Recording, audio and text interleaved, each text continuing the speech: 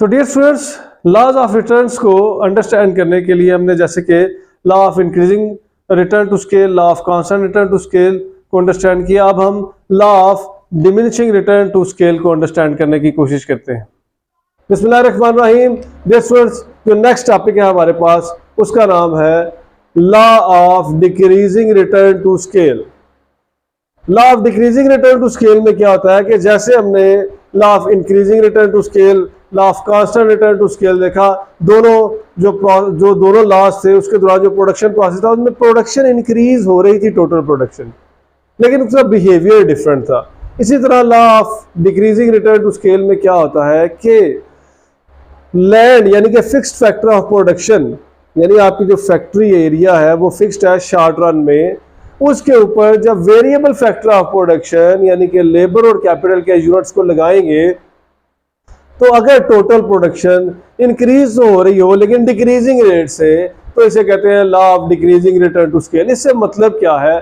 मतलब यह है कि आपने पहला यूनिट जो लेबर और कैपिटल का हायर किया तो उससे जो प्रोडक्शन दे रहे हैं वो है मिसाल के तौर पे 400, जो आपने दूसरा लेबर और कैपिटल हायर किया वो आपको प्रोडक्शन मार्जिनल प्रोडक्शन दे रहे हैं 300, यानी टोटल 700 होगी। जो आपने थर्ड लेबर और कैपिटल का यूनिट हासिल किया या उसको हायर किया तो जो टोटल प्रोडक्शन है वो उसकी मार्जिनल प्रोडक्शन जो है वो है 200, और इसी तरह फोर्थ यूनिट लगाया तो उसकी 100, तो जो टोटल प्रोडक्शन तो इंक्रीज करेगी वो 700 से 900 फिर 1000 हो जाएगी। टोटल प्रोडक्शन इंक्रीज हो रही है लेकिन डिक्रीजिंग रेट से, और मार्जिनल प्रोडक्शन डिक्रीज हो रही है 400, 300, 200, 100, यानी कि लेबर एंड कैपिटल के यूनिट्स को लगाने से। तो इस लॉ को जहाँ पे मार्जिनल प्रोडक्शन डिक्रीज होना शुरू हो जाए इसे कहते हैं law of decreasing return to scale. इसका हम टेबल और डायग्राम अंडरस्टैंड करने की कोशिश करते हैं। तो dear students, law of increasing return to scale, law of constant return to scale को हमने अंडरस्टैंड किया पिछले लेक्चर्स में।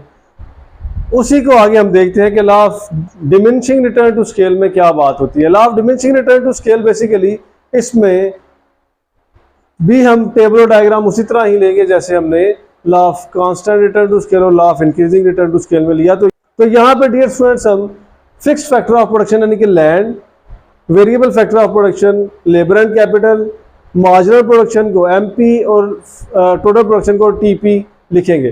तो इस पे देखते हैं कि यहाँ पे भी हम फिक्स्ड फैक्टर ऑफ प्रोडक्शन को चेंज नहीं करेंगे, वो सेम ही रहेगा थ्रू आउट प्रोडक्शन, क्योंकि शॉर्ट रन में हम बात कर रहे हैं। तो लिहाजा 1 एकड़ हमारे पास लैंड है, यहाँ पे लेबर एंड कैपिटल का 1 यूनिट हमने लगाने से जो प्रोडक्शन हासिल हो रही है मिसाल के तौर पे वो 400 की प्रोडक्शन है। 400 फुटबॉल जो है कंपनी प्रोड्यूस कर रही है, टोटल प्रोडक्शन इतनी ही रहेगी 400। लैंड उतना ही है, लैंड में चेंज नहीं आई, यानी कि जो आपने फैक्ट्री एक्वायर की है उसमें आपने मजीद लेबर एंड कैपिटल को हायर किया, यानी कि उनको रखा जॉब पे या लगाया, तो मार्जिनल प्रोडक्शन आपकी हो जाएगी 300, यानी कि पहले से कम, लेकिन टोटल प्रोडक्शन हो जाएगी 700। देखिए टोटल प्रोडक्शन इंक्रीज कर रही है लेकिन डिक्रीजिंग रेट से। तीसरे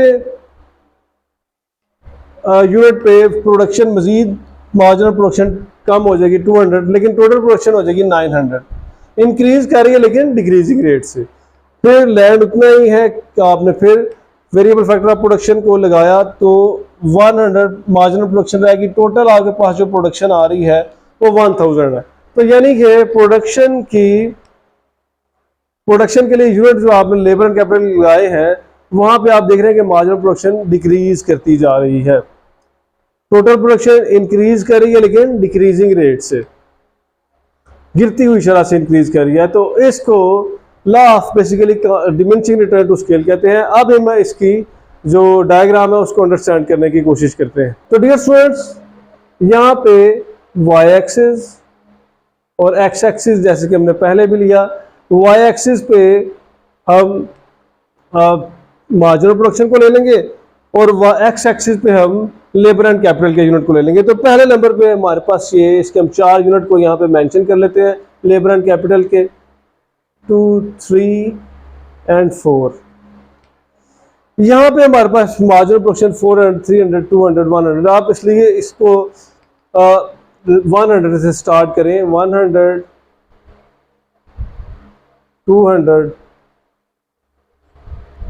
300 एंड 400। तो आप देखें कि पहले यूनिट पे जो हमारे पास मार्जिनल प्रोडक्शन थी वो ज़्यादा थी, वो थी 400, पहला आपके पास जो यूनिट आया। दूसरे पे मार्जिनल प्रोडक्शन कम हुई जो कि थी 300, यह आपने इधर लगा दिया। थर्ड पे मार्जिनल प्रोडक्शन मज़ीद कम हुई जो कि 200 हो गई, और फोर्थ पे मार्जिनल प्रोडक्शन मज़ीद कम हुई जो कि 100 होगी। तो आप इसको ज्वाइन कर लें, तो इससे जो कर्व हासिल हुआ है हमारे पास, यह है negative slope curve. Negative slope curve ये कह रहा है कि आपका जो यूनिट लगाने से लेबर एंड कैपिटल जो आप बढ़ाते जा रहे हैं, टू मार्जिनल प्रोडक्शन नीचे आती जा रही है। टोटल प्रोडक्शन ध्यान में रखिएगा कि इंक्रीज कर रही है लेकिन डिक्रीजिंग रेट से। तो इधर जो लॉ होल्ड करेगा, जो फैक्ट्री या जो इस प्रोडक्शन प्रोसेस से गुजरी है, जो उसके ऊपर लॉ होल्ड करेगा, उसे कहेंगे law of diminishing return to scale. और आप इसे सिंपली लिख लें, यहाँ पे जो हद होगा उसे आप कहेंगे DRS, diminishing return to scale का जो कर्व हमारे पास ये आया है। तो डियर सो होपफुली आप सबको law of diminishing return to scale या डिक्रीजिंग रिटर्न टू स्केल की अंडरस्टैंडिंग डेवलप हो गई होगी। तो इंशाल्लाह नेक्स्ट लेक्चर में आपके साथ दोबारा हाजिर होंगे।